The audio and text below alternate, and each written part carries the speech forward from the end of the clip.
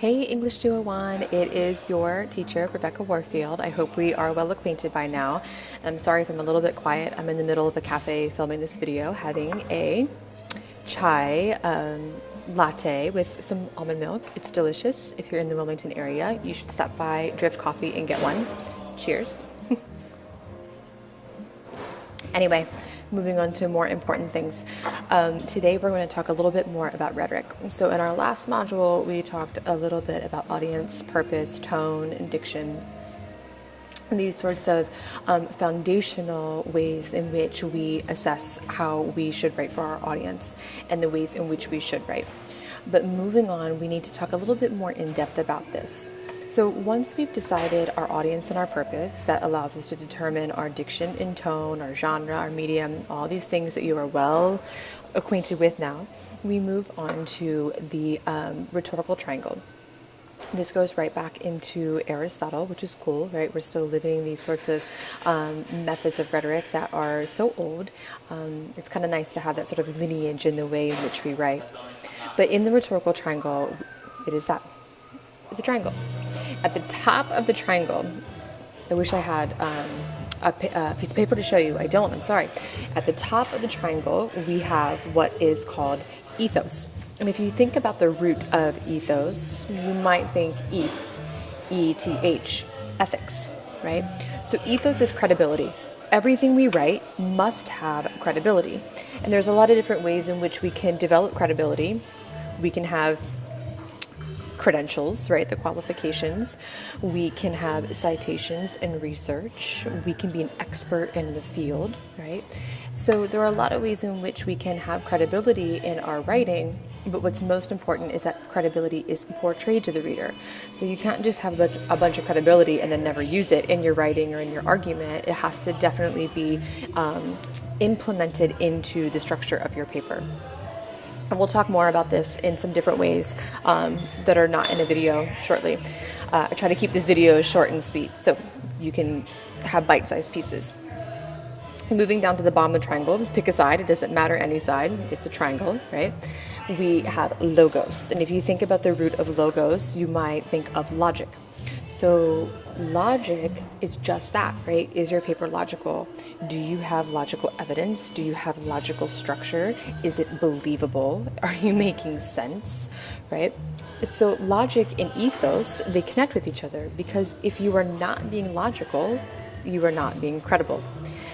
And that's where these sorts of things get tricky because it's not like you can just it's not like they're separate from each other, right? They're definitely very much intertwined.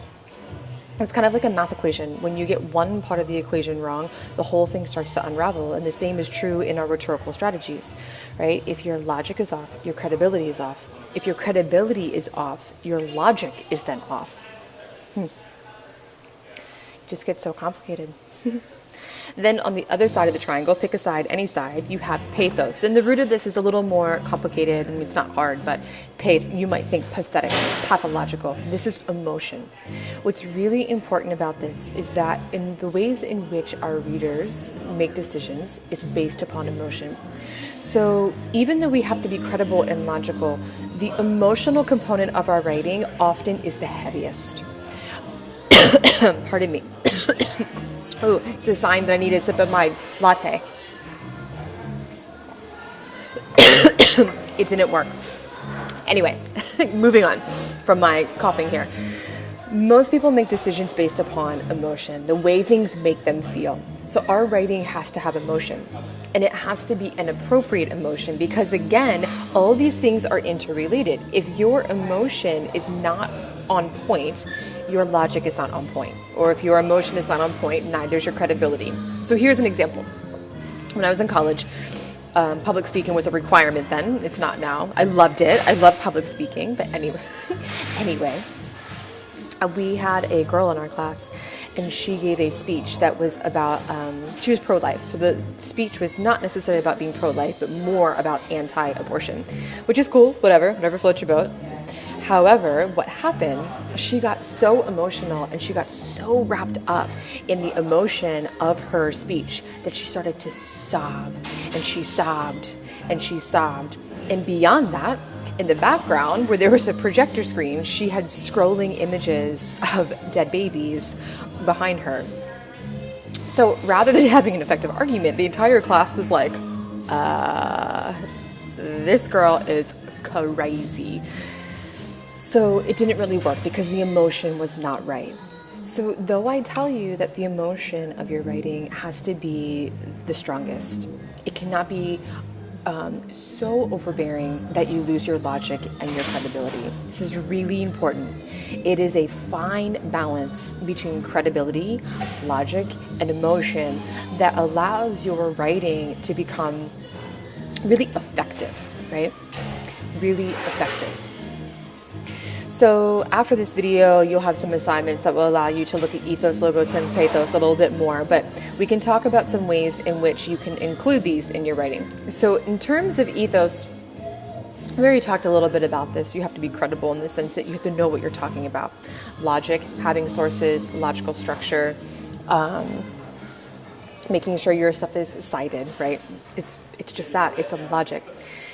The pathos component's a little more complicated because it is sort of a fine line, but we can have emotion through our tone, through our diction, right? We can choose emotionally charged words if that's what we're going for, or neutral words if that's our focus. We can use figurative language, imagery, depending on what type of writing you're doing. You can even insert pictures if that's appropriate. Storytelling is often a good way to present some sort of emotion, like a personal narrative can often connect with others. However, I do want to note that personal narratives are anecdotal. They are not universally, they're not a universal representation. So just be careful of that. But often a narrative connects. People really like stories. If we're thinking about this in terms of, say, maybe you're creating a video argument, the lighting, the music you choose, the pitch of your voice, right? These are all things that create that emotion. So it's not so much that you have to like con your reader into feeling a particular way. It's more that you give that vibe, and then that vibe resonates with them.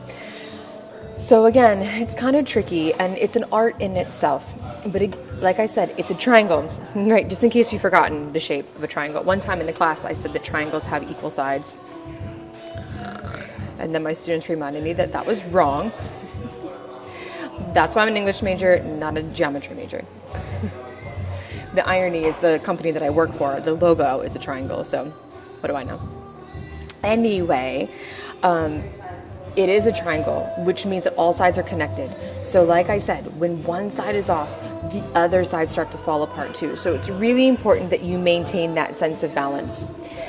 Going back to audience and purpose, the audience and purpose will determine how you balance this. If you have an audience that is looking for research, then you need to beef up the credibility and the logic, not the emotion.